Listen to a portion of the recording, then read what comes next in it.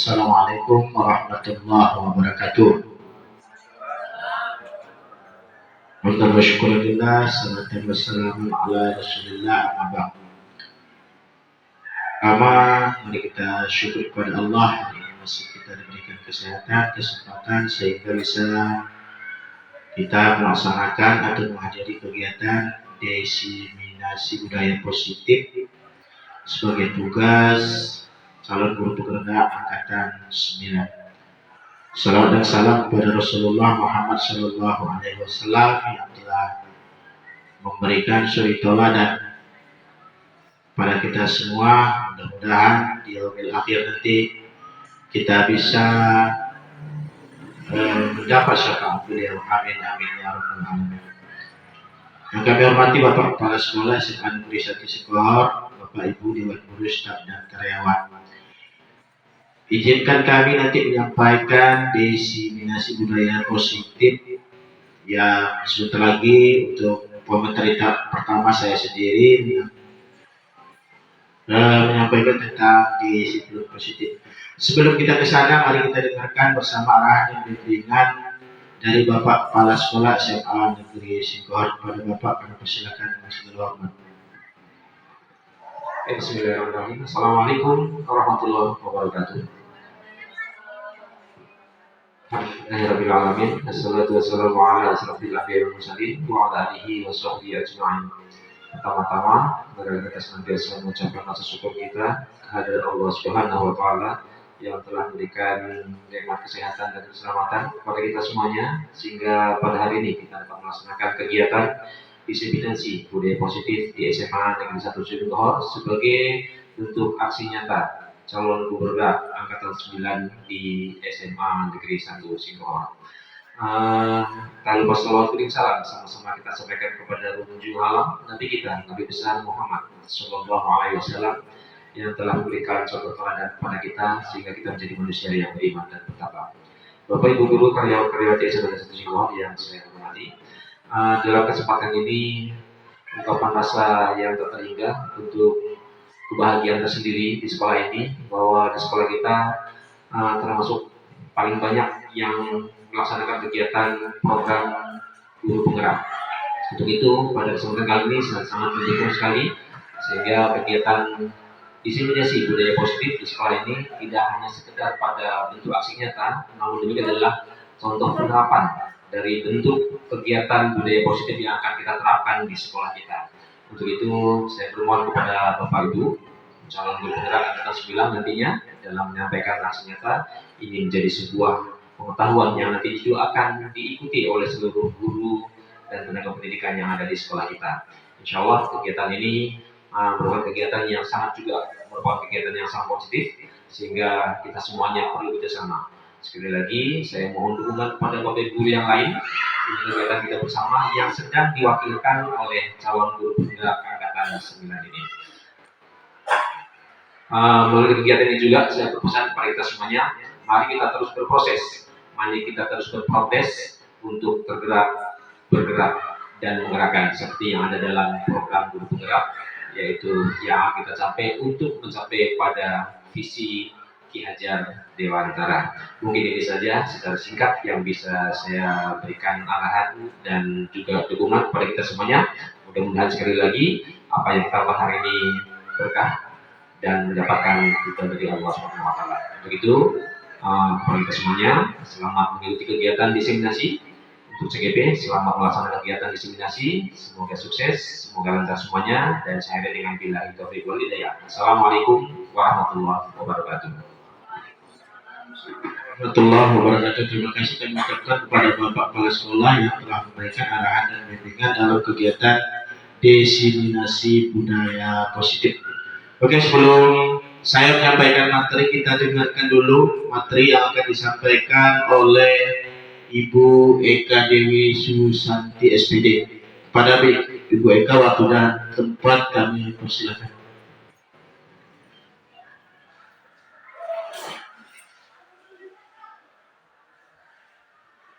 Bismillahirrahmanirrahim.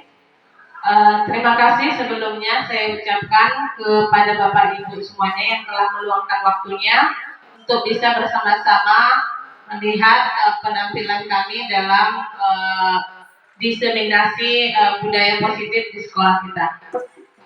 Baik, sebelumnya di sini kami dari 8 orang sudah mendapatkan masing-masing materinya. Kebetulan saya di sini mendapatkan materi tentang pembelajaran dengan paradigma baru. Nah, apa sih itu pembelajaran dengan paradigma baru?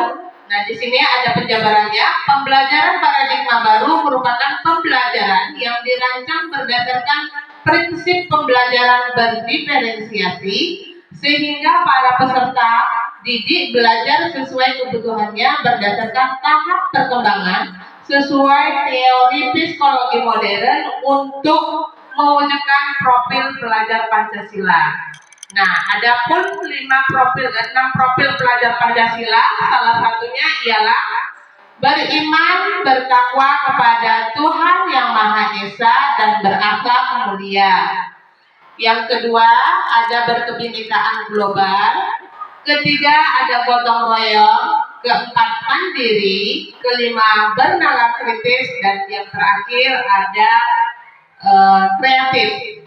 Nah, masing-masing dari ke-6 nilai ini sudah semestinya harus ada kita jalankan dalam kehidupan kita sehari-hari ya Bapak Ibu ya. Nah, selanjutnya ada materi kita tentang miskonsepsi teori kontrol. Nah, ini menurut Dr. William Morrison, maka dibagi menjadi 4. Itu ada ilustrasi guru mengontrol murid. Karena apa? Kita tidak bisa mengontrol murid kalau bukan dari diri mereka, ada dorongan dari diri mereka masing-masing ya. Harus ada dorongan dari mereka. Kita tidak bisa memaksakan. Yang kedua, ilustrasi bahwa semua penguatan positif, efektif, dan manfaat itu harus ada bujukan, nasihat-nasihat dari kita ya Bapak Ibu ya. Selanjutnya ada ilustrasi bahwa kritik dan membuat merasa bersalah mampu menguatkan karakter. Nah, ini benar bahwasanya dengan bujukan tadi kita harus bisa menguatkan karakter peserta didik ya, atau nasihat-nasihat dari kita sendirinya. Yang terakhir ada ilustrasi bahwa orang dewasa berhak memaksa, artinya mereka berhak untuk memilih, ada pilihan dari mereka kita sebagai pendidik dan mereka juga punya pilihan. Itu maksudnya. Oke, baik, hanya ini yang bisa saya sampaikan. Jika ada kekurangan saya mohon maaf. Selanjutnya akan dibawakan oleh materi kita tentang terkait disiplin oleh Bapak Rahmadi. Oke, Assalamualaikum warahmatullahi wabarakatuh. Ikan aplaus untuk Bu Ega yang sudah menyampaikan materi dengan begitu bagus. Baik Bapak Ibu, selanjutnya kita akan menyampaikan materi tentang disiplin positif. Tapi sebelum di sana, boleh tidak saya ya?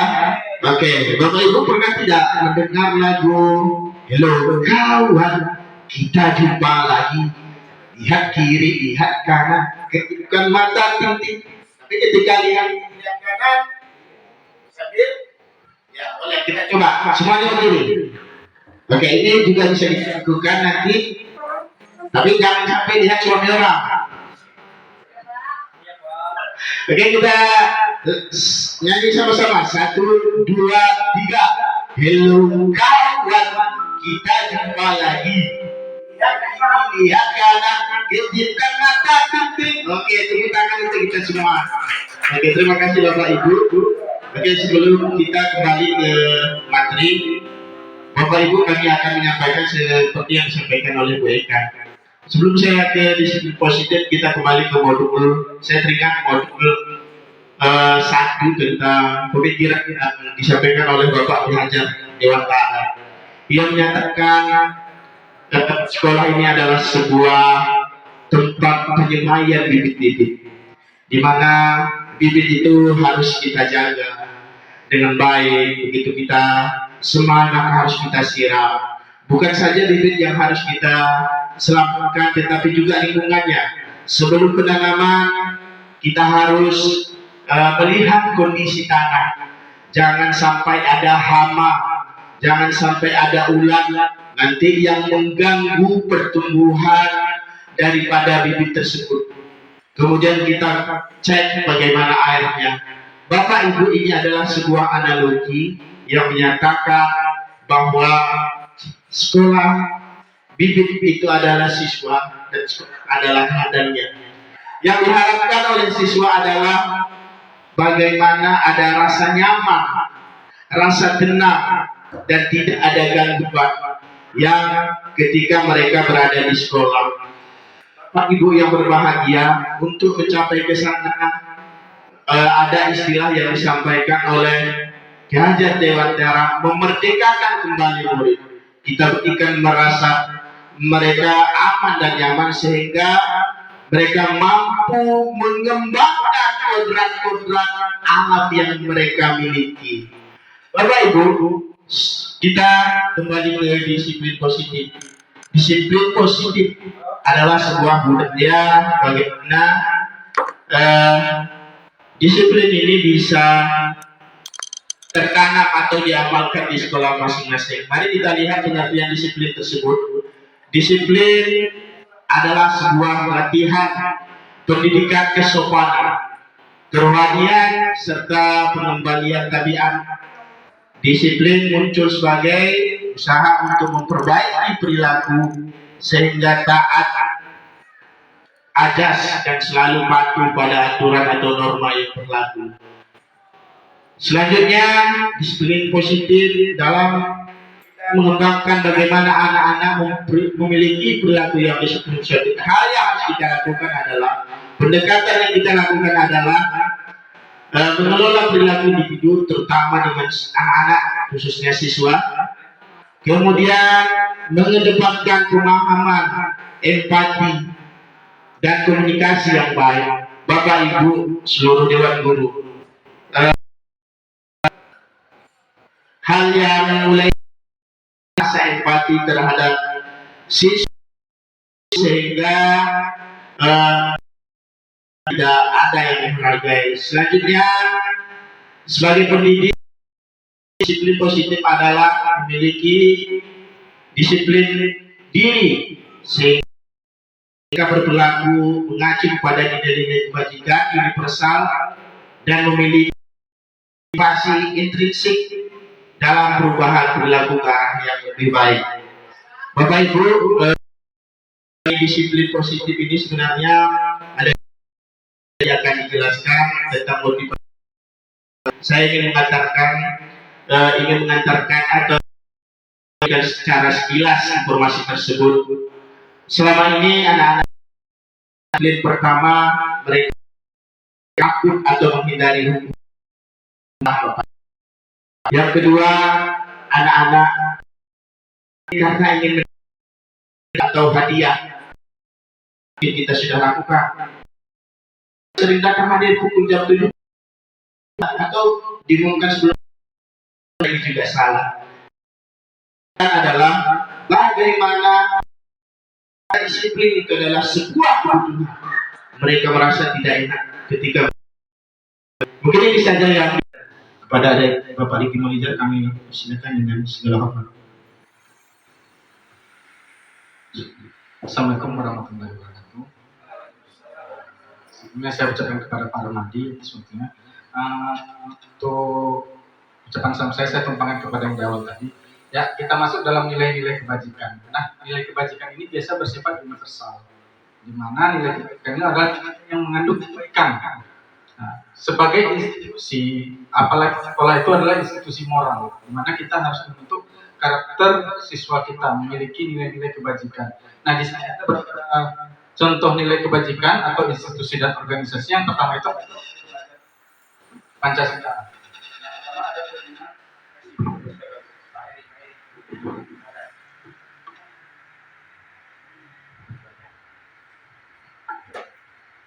Yang pertama itu ada beriman dan bertakwa kepada Tuhan Yang Maha Esa, berakhlak mulia, berkebinekaan global, gotong royong, mandiri, kreatif, dan bernalar kritis. Artinya apa? Yang inilah yang kita harapkan atau yang negara harapkan dari sekolah-sekolah sekarang ini, menumbuhkan jiwa nilai-nilai kebajikan siswa yang memiliki karakter profil pelajar Pancasila. yang dimana mereka beriman kepada Tuhan Yang Maha Esa.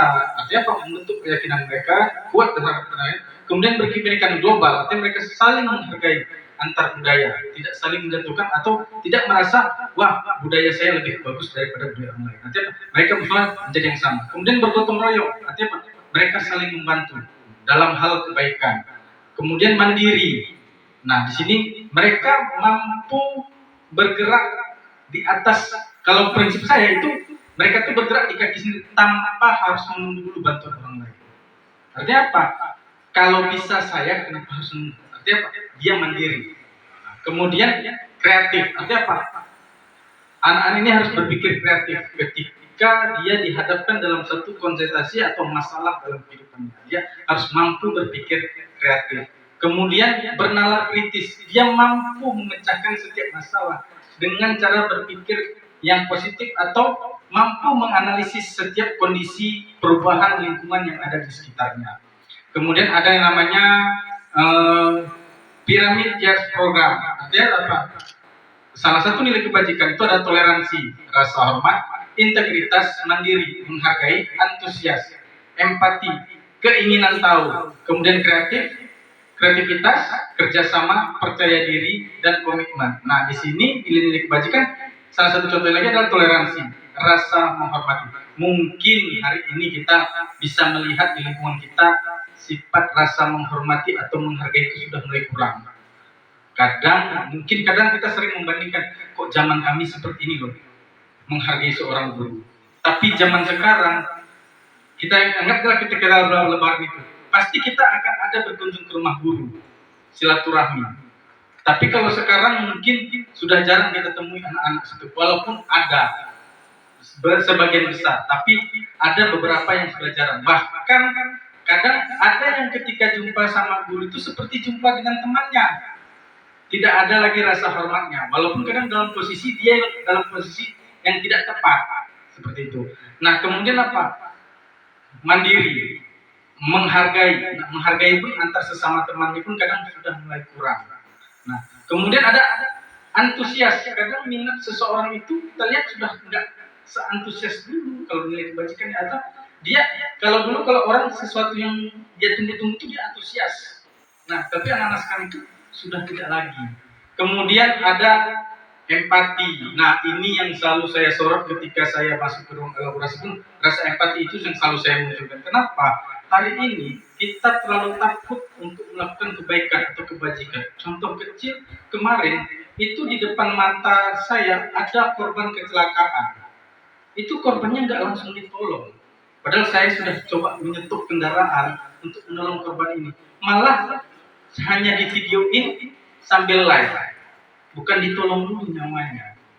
Artinya apa? Rasa empati kita sudah kurang. Memang betul, kadang kita sendiri kesal dengan penggunaan jalan yang ugal-ugalan. Tapi ketika musibah di depan mata, mungkin mereka takut karena dijadikan saksi atau yang lainnya.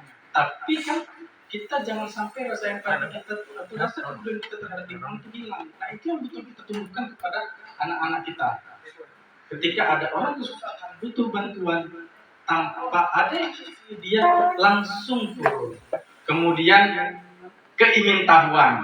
Nah, ini lagi yang sedikit sekali sangat berkurang. Bahkan jujur di diri kita pun rasa ingin tahu itu sudah hilang. Kalau saya pribadi, saya selalu menjawab dengan rasa penasaran. Kalau kita guru kan kita ada tuh media pembelajaran tuh. Ini kayak mana sih cara bikinnya? Ini kayak mana sih cara bikinnya? Oh, ini kayak mana sih bikin dia sini? Pasti kita ada rasa ingin tahu. Nah, itu juga kita harus timbulkan kepada siswa rasa ingin tahunya. Artinya apa? Rasa ingin tahu dalam hal yang positif. Nah, kemudian kerjasama, percaya diri, membangkitkan percaya diri ini yang sangat susah. Mungkin ada guru-guru yang memberikan kesempatan kepada anak-anak itu, mungkin dia mampu, tapi dia nggak pede. Ada berapa persen? Saya nggak pede Pak berdiri di depan umum. Saya nggak pede. Membangkitkan rasa percaya dirinya itu untuk melakukan hal-hal kebajikan. Kemudian ada komitmen. Nah, komitmen ini ada komitmen ini ada Pak. Sesuatu yang sudah kita dan wajib harus kita jalankan. Komitmen artinya tetap pada pendirian. Nah, itu ya. Kemudian ada nilai keterampilan hidup. Nah, nilai kebajikan pertama dapat dipercaya, lurus hati, pendengar yang aktif, tidak merendahkan orang lain, memberikan yang terbaik dari diri. Nah, ini salah satu nilai kebajikan dalam keterampilan hidup atau life skill. Di sini dapat dipercaya. Artinya apa? Ketika kita menumbuhkan rasa kejujuran, kemudian rasa yang positif, sifat-sifat yang positifnya artinya kita bisa memunculkan sifat dapat percaya. Karena kita kan ada juga memberi kepercayaan kepada orang lain. Kadang kita sendiri ragu, ini sampai pun enggak. Karena kenapa? Mungkin orang tersebut sudah menghilangkan rasa kepercayaan kita. Nah, makanya kita harus juga tumbuhkan kepada anak-anak itu rasa dapat dipercaya. Kemudian lurus hati. Kemudian pendengar yang aktif. Kemudian tidak merendahkan orang lain. Artinya apa? Mungkin kita punya kemampuan lebih, tapi orang mungkin lebih lagi. Artinya apa? Kita tidak menjatuhkan teman, atau tidak menyalahkan teman, atau tidak merendahkan orang. Mentang-mentang dia kayak gini, ya kita merasa lebih di atas. Kita buat anak-anak itu bagaimana dia tidak mau menjatuhkan. Tapi ketika temannya jatuh, dia tidak makin menjatuhkan, tapi dia merangkul, membagikan semangat. Kemudian kita selalu menuntun anak-anak itu bagaimana memberikan yang terbaik dari dirinya. Artinya apa? Kita selalu berusaha mengeluarkan kemampuan terbaik kita atau keinginan terbaik kita untuk kemajuan kita sendiri, kemajuan lingkungan kita, dan termasuk dalam diri anak-anak. Mereka mengeluarkan potensi mereka yang mereka miliki semaksimal mungkin agar mampu mencapai keterampilan hidup di masa yang akan datang. Mungkin ini saja dari saya. Selanjutnya saya kembalikan ke Pak Rahmadi. Waktu dan tempat.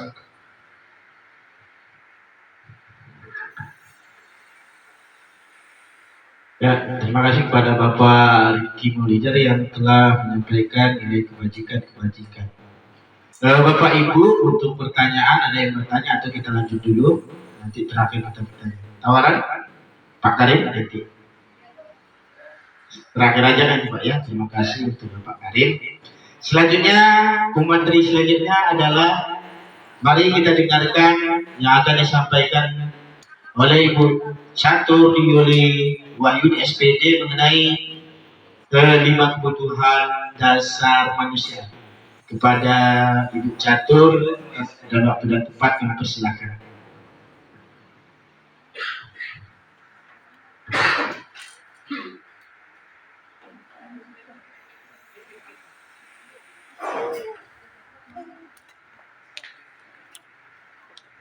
Assalamualaikum warahmatullahi wabarakatuh. Waalaikumsalam warahmatullahi wabarakatuh. Di sini saya akan membahas tentang kebutuhan dasar manusia. Kebutuhan dasar manusia merupakan segala sesuatu yang kita lakukan untuk mendapatkan apa yang kita inginkan. Seluruh tindakan yang kita lakukan memiliki tujuan tertentu, dan semua usaha terbaik yang kita lakukan adalah dalam rangka agar kebutuhan dasar itu terpenuhi dengan baik. 5 kebutuhan dasar yang harus dimiliki sama manusia adalah yang pertama adalah bertahan hidup.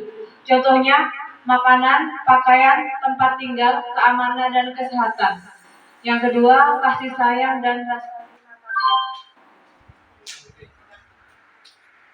rasa terima kasih dipedulikan berbagai kerjasama menjadi bagian dalam kelompok. Yang ketiga, penguasaan.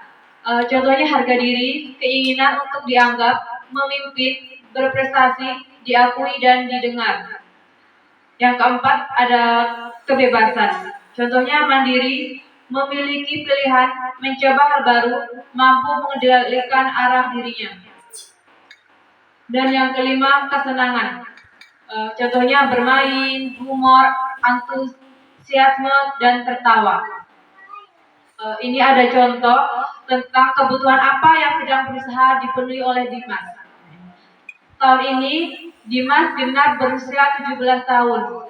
Ia senang sekali ketika ayahnya mulai mengajarkan cara menyetir mobil. Setiap akhir pekan, ia berlatih menyetir. Ia terlihat senang sekali berlatih sampai akhirnya ia bisa menyetir mobil dengan baik dan lancar. Ketika ibunya bertanya pada Dimas, apa yang membuat Dimas ingin menyetir mobil? Jawaban Dimas adalah seperti ini. Kira-kira kebutuhan apa yang akan Dimas.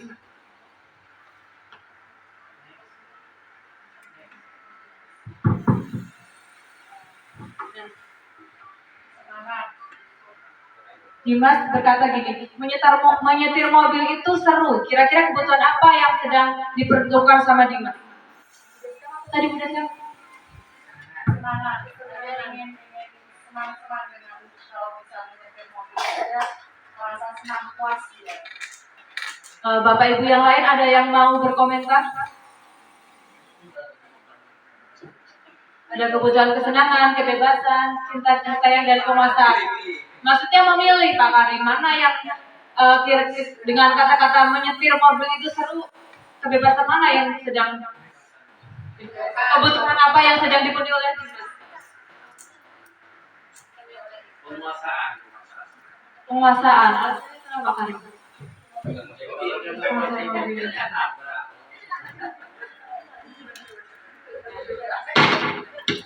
Jawabannya apa, Bu? Jawabannya adalah kesenangan. Ya, udah sekam benar ya. Udah sekam dulu.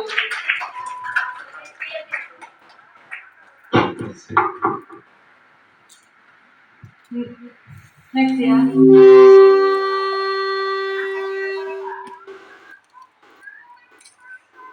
Dimas berkata gini, biar bisa jalan-jalan naik mobil sama teman-temanku. Nah, kira-kira kebutuhan apa yang sedang berusaha dipenuhi oleh Dimas?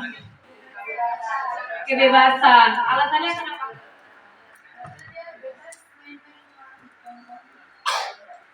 Ya, kebebasan. Benar nggak Pak Diki? Yang benar adalah cinta dan kasih sayang. Ya, karena dia ada harus merasa senang, merasa dihargai, Bersama dengan teman-temannya itu. merasa diakui sama teman-temannya. Oke, next. Aku merasa bangga dan keren. Kebutuhan apa yang sedang berusaha dipenuhi? Coba.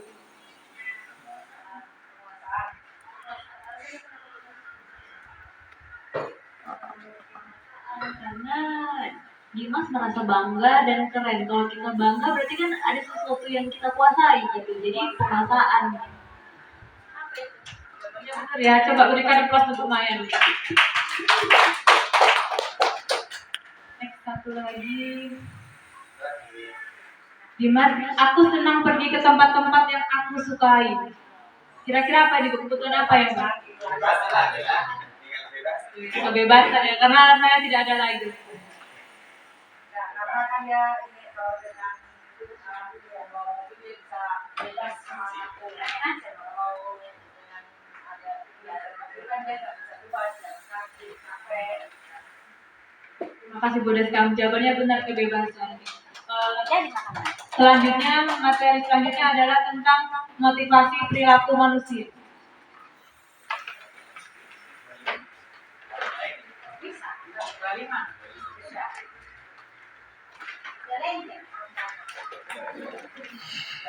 Cepat. Persiapan.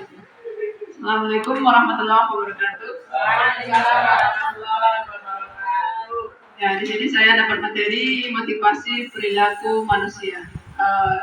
Motivasi perilaku manusia ini terdiri dari dua, yaitu satu motivasi ekstrinsik. Di sini terdapat dua poin, yaitu pertama untuk menghindari ketidaknyamanan atau hukuman.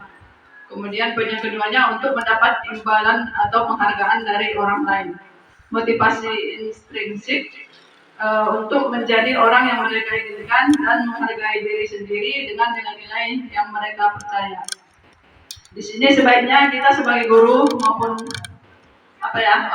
siswa, motivasi yang paling bagus kita lakukan adalah motivasi intrinsik. Kenapa? Karena di sini memang tidak menginginkan imbalan ataupun pujian dari orang lain. Sementara kalau ekstrinsik kita memang karena adanya hukuman jadi kita takut, makanya kita aktif ataupun rajin gitu ya. Jadi sebaiknya kita melaksanakan yang motivasi intrinsik. Di sini ada poin-poin yang termasuk di dalam hukuman, yaitu tidak terencana atau tiba-tiba kemudian murid tidak tahu apa yang akan terjadi atau tidak dilibatkan, kemudian bersifat satu arah, kemudian berupa hukuman fisik ataupun psikis. Yang termasuk di dalam konsekuensi, yang pertama itu terencana atau disepakati sesuai dengan aturan, kemudian murid tidak dibuat nyaman, kemudian sikap guru selalu memonitor murid, kemudian poin di restitusi, yang pertama yaitu proses menciptakan kondisi bagi murid untuk memperbaiki kesalahan. Poin yang kedua, proses kolaboratif yang mengajarkan murid untuk mencari solusi sendiri. Jadi dari 3 poin ini yang paling bagus kita laksanakan adalah di restitusi. Di sini adalah menciptakan kondisi bagi murid untuk memperbaiki kesalahan. Jadi di sini kita mencari solusi, kita buat segitiga restitusi ya. Nanti yang akan disampaikan oleh teman kami Nining Suryandisi. Dan untuk materi selanjutnya yaitu posisi kontrol guru yang akan dibacakan oleh Pak Eri Sukman. Kami persilakan.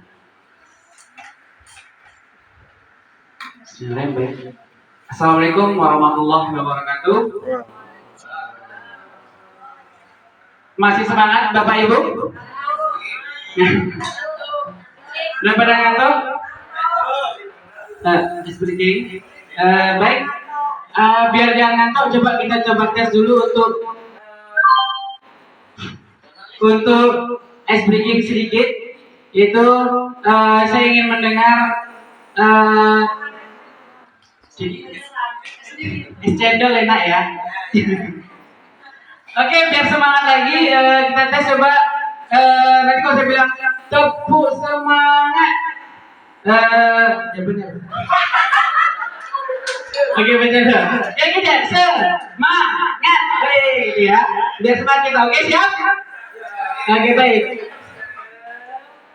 Gitu ya. Baik, Bapak Ibu semua, tepuk semangat. Semangat.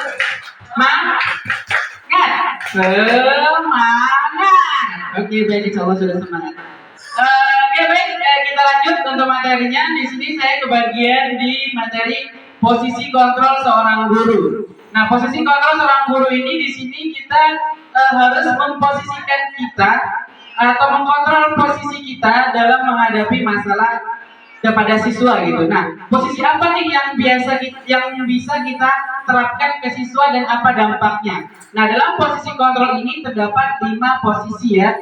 Yang pertama sebagai penghukum, kemudian sebagai pemantau, lalu pembuat merasa bersalah, kemudian posisi kontrol sebagai teman, dan yang terakhir posisi sebagai manajer. Nah, dari 5 posisi ini, saya rasa di antara kita semua pernah melakukan posisi kontrol ini dalam menangani masalah terhadap siswa gitu ya. Next Pak. Baik, kita langsung ke contoh kasusnya. Di sini salah satu kasus siswa tidak memakai atribut lengkap saat upacara bendera. Nah, dalam kita memposisikan kontrol kita sebagai guru, kita itu sebagai penghukum, pembuat merasa bersalah, atau sebagai teman. Untuk kalimat yang sering kita ucapkan dalam menangani masalah siswa, jika kita sebagai penghukum, kita akan berkata kepada siswa, hormat kepada bendera selama 1 jam. Nah, itu merupakan hukuman yang kita berikan kepada siswa yang tidak memakai atribut lengkap saat upacara bendera. Kemudian kalau kita memposisikan kontrol kita sebagai pembuat merasa bersalah, itu kalimat yang kita ucapkan atau kita sampaikan kepada siswa akan berupa, berapa kali Bapak Ibu harus memberitahu kamu? Kamu selalu saja mengecewakan Bapak atau Ibu gitu. Nah, jadi kita di sini membuat siswa itu merasa bersalah dengan kita katakan seperti itu. Kemudian posisi kita sebagai teman, kita akan berkata kepada siswa, ayo dong ikutin peraturan sekolah, tolong bantu Bapak atau Ibu ya sekali ini. Kemudian ya sudah, tidak apa-apa, lain kali jangan berbuat seperti ini lagi ya. Nah, di sini posisinya itu seperti teman kepada siswa. Dengan siswa melakukan kesalahan, nah kita ajak sebagai teman gitu. Selanjutnya sebagai pemantau, kalimatnya itu, kamu sudah melanggar peraturan sekolah. Kamu tahu konsekuensinya? Setelah upacara kamu beli atributnya ke koperasi dan jangan diulangi lagi. Itu merupakan kalimat pemantau. Kita pantau itu siswa gitu. Dan yang terakhir posisi sebagai manajer. Nah, di posisi manajer inilah seorang guru harus menempatkan posisinya dalam menangani kasus siswa. Dengan cara apa? Dengan menanyakan, apakah kamu tahu kesalahanmu? Kira-kira bagaimana kamu memperbaiki kesalahan? Nah, saya ingin berpesan kepada Bapak Ibu, kalau bisa kita dalam menangani masalah atau kasus pada siswa, kita harus memposisikan kita sebagai manajer. Karena seperti yang disampaikan sebelumnya, bahwa di posisi manajer ini kita akan bukan mencari siapa yang benar, siapa yang salah, tetapi di sini kita akan mencari solusi untuk siswa tersebut dan juga untuk kita sebagai guru ke depannya atau membimbing ke depannya. Nah, di sini saya coba kita bermain. Tadi kan sudah saya sampaikan itu ada 5 posisi kontrol. Nah, di sini ada sebuah kalimat. Posisi kontrol apakah aku? Jika ada kalimat, ini seorang guru mengatakan, saya kecewa sekali dengan kamu. Nah, kira-kira nih Bapak Ibu, ini kita berada di posisi kontrol yang mana? Membuat merasa bersalah. Ya, karena iya benar. Jawabannya adalah membuat merasa bersalah.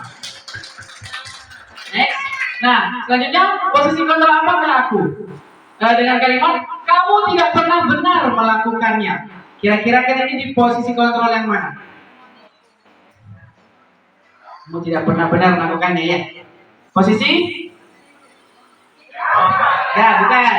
Manajer bukan. Iya. Kamu tidak pernah benar melakukannya. Penghukum. Apakah penghukum? Ya, atau hukuman. Next. Posisi kontrol apakah aku? Apa rencana kamu untuk menyelesaikan masalah ini? Ya, ini adalah posisi manajer. Mantap. Next. Ini kita juga tahu nih, ayolah lakukan demi Bapak atau Ibu. Ya, kita posisinya sebagai teman. Oke, good. Nah, yang terakhir, kamu tidak pernah mendapat nilai jika tidak mengerjakan tugas. Ini adalah pemantau ya, karena kita memantau itu nilainya. Nah, mungkin hanya ini yang bisa saya sampaikan dalam materi 5 posisi kontrol guru. Selanjutnya akan disampaikan oleh rekan saya dengan materi keyakinan kelas. Terima kasih.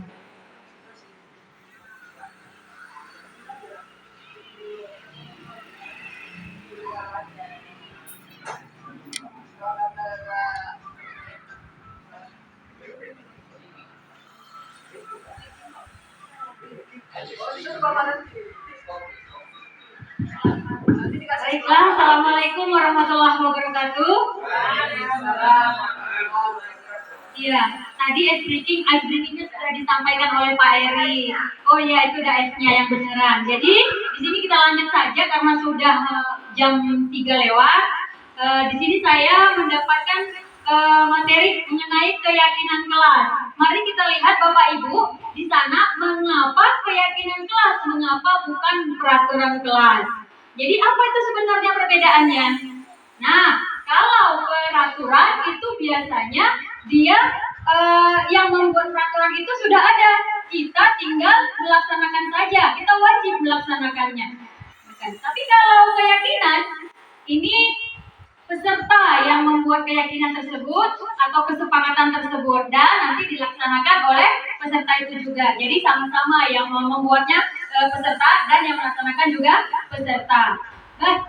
Baik, kalau begitu kita lihat di sini ada pembentukan keyakinan kelas. Nanti dia ada bersifat abstrak, kemudian berupa pernyataan universal, kemudian dibuat dalam pernyataan positif. Sedikit saja agar mudah diingat, kemudian sesuai dengan kondisi kelas dan sekolah sehingga mudah diterapkan dan dilibatkan saat membuat keyakinan kelas semua warga kelas bisa juga sekolah.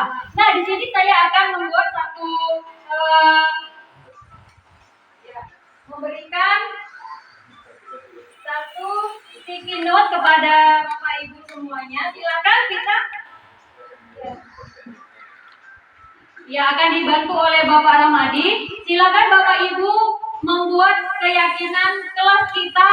Nah, kira-kira Bapak Ibu mau bawa kelas kita ini kemana, seperti itu.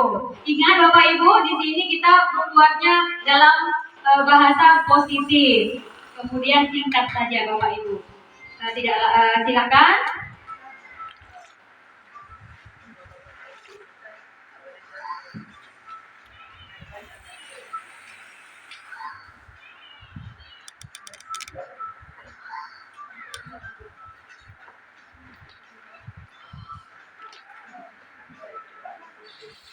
Sudah siap Bapak Ibu? Singkat saja, kira-kira kelas kita ini mau kita sepakati seperti apa? Baik, terima kasih Bapak.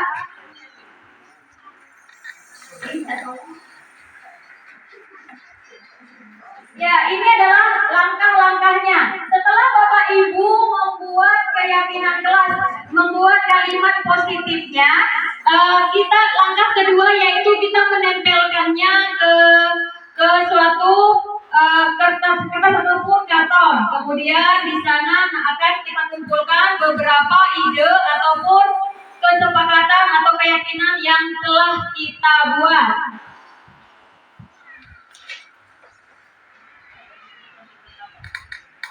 Baik Bapak Ibu, di sini saya akan membacakan hasil dari kesepakatan atau keyakinan yang sudah kita buat. Pertama, di sini saya akan membacakan ada kelas yang selalu gembira, nyaman, dan aman. Bagaimana Bapak Ibu semua? Apakah ini sudah positif? Positif. Baik, kira-kira sudah ada kata kerjanya? Kelas yang selalu gembira, nyaman, dan aman. Butuh kata kerja operasional tidak? Butuh ya. Jadi di sini bisa kita tambahkan menciptakan atau menjaga kelas yang selalu gembira, nyaman, dan aman. Baik, terima kasih. Kemudian di sini ada ruangan bersih. Di sini juga masih butuh kata kerja operasional Bapak Ibu. Jadi kita barangkali di sini menjaga ruangan tetap bersih. Kita tambahkan kata kerja menjaganya. Kemudian kita baca lagi, kemudian belajar dengan tertib. Nah, kalau begini bagaimana kira-kira? Belajar dengan tertib. Sudah ya? Sudah ada kata kerjanya. Baik, terima kasih. Kemudian di sini ada saling menghargai dan menghormati sesama warga kelas. Ini luar biasa. Ya, ini sudah lengkap. Saling menghargai dan menghormati ini sudah masuk kata kerja operasional di dalamnya. Nah, setelah tadi kita kumpulkan, kita tempelkan, kemudian langkah selanjutnya yaitu kita ambil. Kita kira-kira dari semua ini yang mana yang mau kita prioritaskan untuk kita bawa ke dalam kelas kita. Apakah menyenangkan, apakah tadi kelas yang gembira, nyaman, atau menghargai dan menghormati, itu kita sepakati lagi. Kira-kira kita persempit lagi. Kira-kira kelas ini mau kita bawa ke arah yang mana? Seperti itu. Kita ambil yang prioritas. Demikian Bapak Ibu. Jadi kira-kira Bapak Ibu, bagaimana kira-kira yang mana yang mau dipilih? Menyenangkan. Menciptakan kelas yang menyenangkan. Baik, yang pertama, silakan Bu Ayu.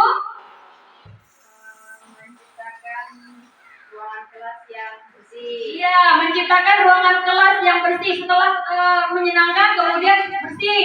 Baik, kemudian sekarang kira-kira? Oh iya ya, ya. Saling menghargai dan menghormati sesama warga kelas, sehingga kalau sudah namanya menghargai, tidak ada lagi yang namanya bully ataupun underestimate, yang merendahkan kepada sesama teman. Baik, kalau begitu setelah tadi diprioritaskan, dipersempit lagi, kita mau bawa kemana ini keyakinan kelas, kalimat-kalimatnya sudah, dan ini sudah bisa kita bakukan, kita buat dalam bentuk poster, bisa dibuat dalam bentuk kanvas, kemudian ini bisa disosialisasikan. Dan terakhir, saya minta Bapak Ibu semuanya untuk menandatangani keyakinan kelas ini agar lebih kuat. Silakan Bapak Ibu untuk menandatangani dan berikan tanda tangan Ibu di keyakinan kelas kita ini. Silakan Bu Ayu Maya, silakan tanda tangannya Bu. Dilanjutkan oleh perwakilan saja. Ini ada Pak Martono dan Bu Intan. Ya, boleh Bu. Tanda tangan ya Bu. Iya, ini terima kasih Bu Maya dan kemudian iya.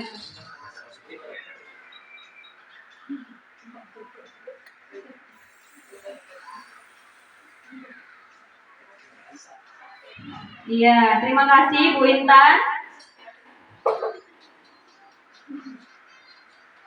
Iya, terima kasih Pak Martono. Nah, demikian tadi, inilah dia langkah-langkah untuk menentukan keyakinan kelas.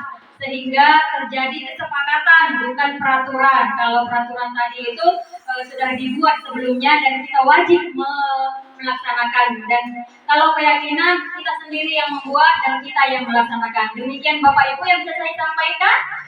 Bila taufiq wal hidayah. Wassalamualaikum warahmatullahi wabarakatuh. Dan akan dilanjutkan oleh rekan kami Nini.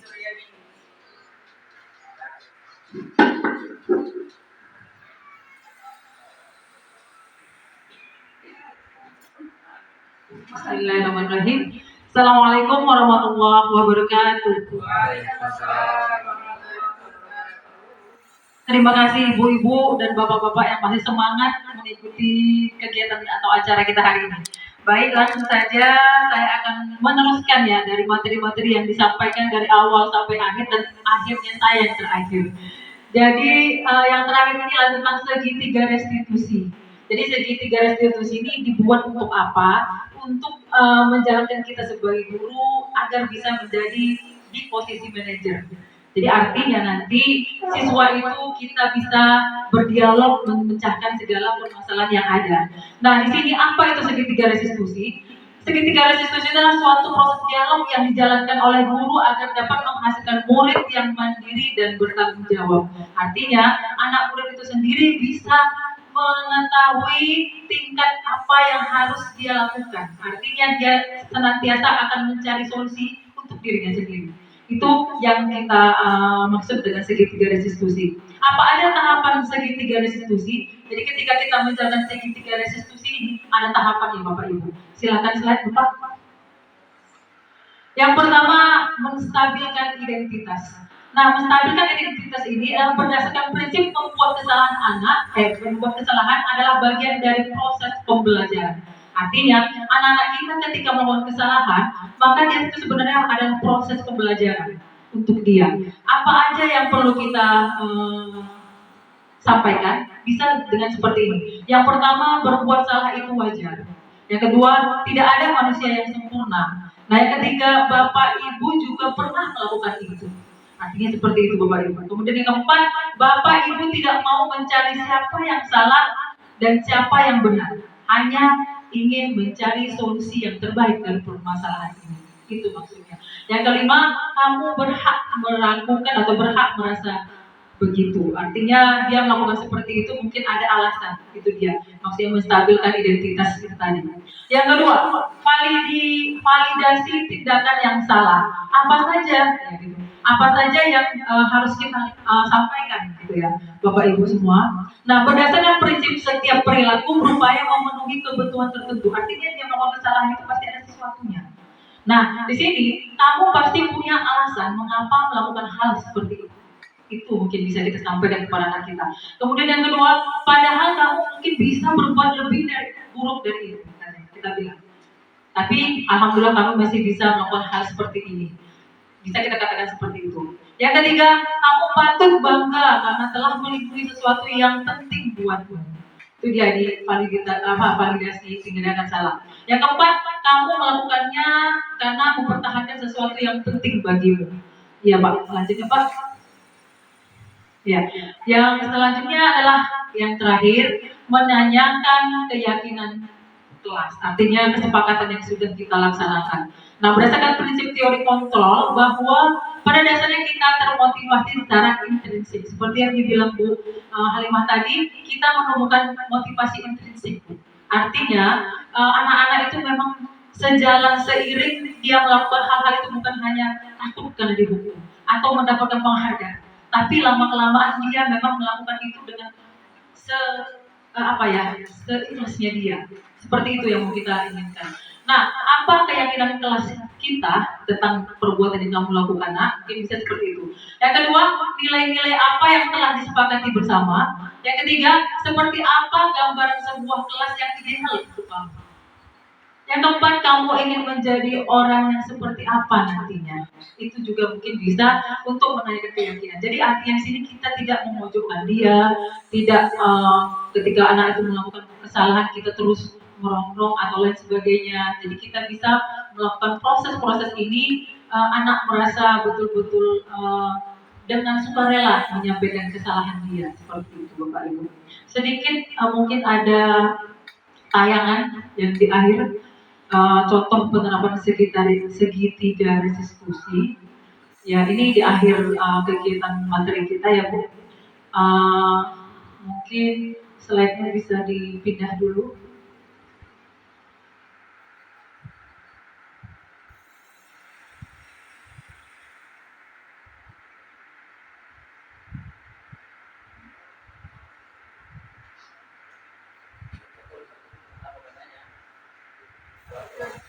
Ya, ada video. Ya, video.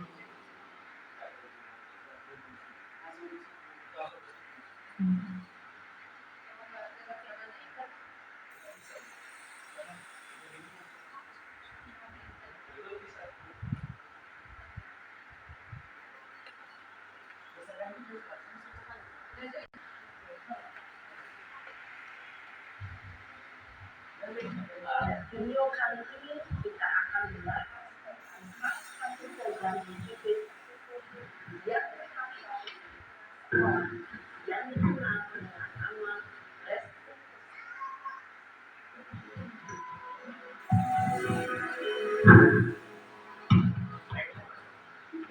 restitusi dikenakan era di tahun 2012 berlandaskan pada teori kontrol Dr. William J. Segitiga restitusi adalah suatu proses dialog yang dijalankan oleh guru atau orang tua agar dapat menghasilkan murid yang mandiri dan bertanggung jawab.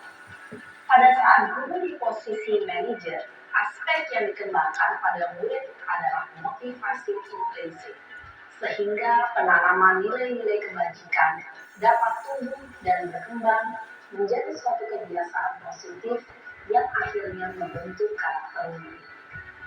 Proses dialog ini terdiri dari 3 langkah yang digambarkan pada ketiga sisi pada segitiga restitusi. Sisi pertama adalah menstabilkan identitas. Sisi yang kedua adalah validasi tindakan yang salah. Dan sisi yang ketiga adalah menanyakan keyakinan.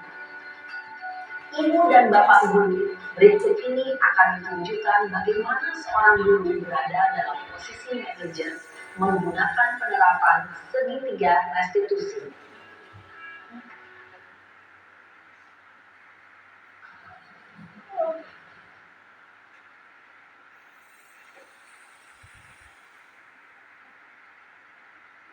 Siang Sarah. Siang Pak. Sudah lama gak ketemu Sarah. Kenapa hari ini ada di sini? Kesel Pak, kesel banget. Masa aku dikatain tukang fitnah Pak? Ya aku marah lah. Aku balik ngatain Eka di depan kelas. Kesel banget. Oh begitu. Ya pasti kamu marah dan kesal. Bapak juga akan marah apabila ada yang menuduh Bapak seperti itu. Kemudian pada saat itu kamu mau melakukan apa? Ya saya mau ngatain Eka lah Pak. Kesel banget. Saya bentak-bentak dia di depan teman-teman lain. Oh begitu. Pasti kamu melakukan seperti itu karena suatu alasan tertentu, bukan? Iyalah, masa saya diam saja Pak. Ya saya bela diri lah. Masa saya dituduh tukang fitnah? Ya wajar lah. Mempertahankan harga diri itu sesuatu yang penting buat kamu. Untung kamu tidak bertindak lebih gegabah lagi. Hanya membentak-bentak. Iya Pak. Untung saya masih bersabar dan hanya meminta saja. Sudah gemes padahal, saya pasti bela diri lah. Ya pasti ya. Tapi kamu memilih untuk tetap bertahan dan bersabar. Kamu memilih untuk tidak berbuat lebih parah lagi. Iya. Nah, sekarang coba kita lihat lagi. Tindakan kamu yang bentak-bentak Eka di kelas. Tindakan kamu itu kira-kira sesuai dengan keyakinan kelas atau prinsip kamu tidak? Enggak lah Pak. Capek Pak jadi pengarah. Jadi keyakinan atau prinsip mana yang kurang sesuai dengan keinginan kamu? Ya, saya sebenarnya sangat menghargai orang lain. Mungkin saat itu saya menjadi emosi, jadi tidak menunjukkan sikap itu. Kamu meyakini tidak? Menghargai orang lain itu penting buat kamu. Yakinlah Pak. Iya, setuju. Kita harus saling menghargai.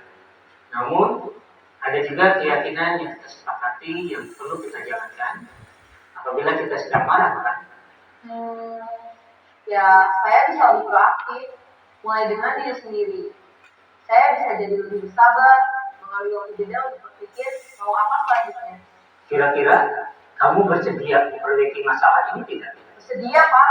Kalau kamu memperbaiki masalah ini, kamu akan menjadi orang seperti apa? Saya akan menjadi orang yang bertanggung jawab Pak, ya Pak. Dan senantiasa proaktif. Iya. Menurut kamu, bagaimana rasanya menjadi orang seperti itu? Ya nyaman lah, bangga bisa bersabar dan menahan diri. Baiklah kalau begitu. Yuk kita pikirkan bagaimana memperbaiki masalah ini.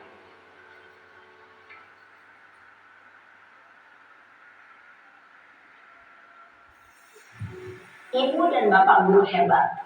Baru saja kita menyaksikan contoh bagaimana seorang guru berada dalam posisi manajer menggunakan penerapan segitiga restitusi. Mari kita bahas satu persatu.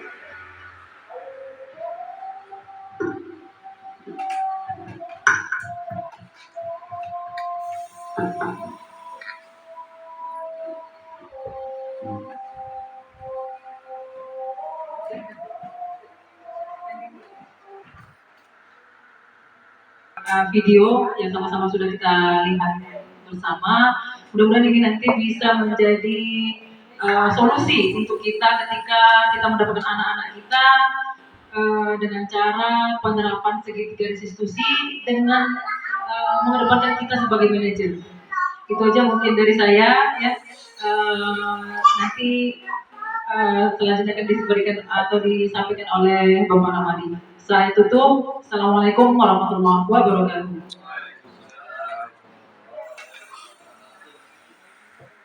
Baik, mari Bapak Ibu kita berikan aplaus untuk Bu Nini Sulianingsih selaku pemerintah terakhir. Baik Bapak Ibu, dengan berakhirnya kegiatan restitusi tadi ya. Pertanyaan dari Bapak Ibu Dewan Guru. Baik, terima kasih. Tidak ada, sudah paham semuanya. Terima kasih atas kesediaan Bapak Ibu Dewan Guru sudah mengikuti kegiatan diseminasi budaya positif. Ini mudah-mudahan kita bisa menerapkan budaya positif di sekolah ini yang kita mulai dari diri kita sendiri dulu, dan kita berharap lingkungan budaya positif ini bisa kita amalkan. Kami selaku pemateri, ada Pak Riki Maulijar Saputra, ada Bu Rosi Intik, ada Bu Catur Yuli Wahyuni, Hadimatus Sadia SPD, Leka Dewi Sisanti SPD, Nining Surya Ningsi SPD KR, kemudian ada Pak Eri Sukman SPD dan saya sendiri Pak Ramadi SPDI. Mohon maaf apabila ada kesalahan dan kekhilafan. Kami yakin kami belum sempurna, dan intinya mari kita terus belajar untuk memperbaiki diri ini dan ya menerapkan cita-cita yang sudah dicanangkan oleh Bapak Ki Hajar Dewantara, yaitu memerdekakan murid. Wabillahi taufiq wal hidayah wal ridha wal inayah. Subhanakallahumma wa bihamdika asyhadu an la ilaha illa anta nastaghfiruka wa atubu ilaik. Wassalamualaikum warahmatullahi wabarakatuh. Kita berikan aplaus untuk yang terakhir kali ini.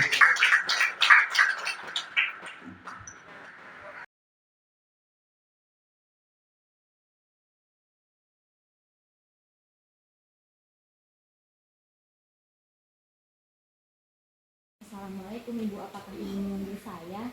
Waalaikumsalam, benar. Silahkan Ibu. Terima kasih Ibu. Apa kabar kamu hari ini? Alhamdulillah kabar saya baik Bu. Begini nak, tadi sewaktu pembelajaran ibu, saya lihat kamu tertidur di dalam kelas. Padahal kamu yang paling sangat semangat dalam pembelajaran ibu. Sebenarnya ada apa? Jadi begini Bu, sebenarnya tadi saya mengantuk sekali. Jadi saya tertidur di kelas saat pelajaran Ibu. Baik, tetapi kamu tahu kan kalau tidur di kelas itu saat pembelajaran bisa ketinggalan dalam pembelajaran ibu. Iya, saya tahu Bu. Mata saya terasa berat sekali sehingga tanpa sadar saya tertidur kelas. Baiklah, saya paham betul kalau setiap orang pasti akan melakukan kesalahan. Dan di sini ibu tidak mencari siapa yang benar dan siapa yang salah. Hanya saja kita mau mencari solusi yang terbaik. Nah, kamu juga pasti punya alasan untuk melakukan hal seperti itu. Sebenarnya saya main HP Bu, main game sampai lupa waktu. Saya tertidur sampai larut malam, jadi saya kesiangan dan tertidur di dalam kelas. Oh begitu. Kita boleh sih main HP, tapi kita harus ingat waktu. Iya Ibu, saya minta maaf Bu. Nah, kamu masih ingat kan tentang keyakinan kelas kita? Masih Bu, salah satunya aktif dalam pembelajaran. Baik, menurut kamu aktif dalam pembelajaran itu seperti apa? Iya Bu, yaitu berpartisipasi aktif dalam pembelajaran berlangsung. Ya benar sekali. Oleh karena itu, apa yang akan kamu lakukan dan memperbaiki kesalahan ini?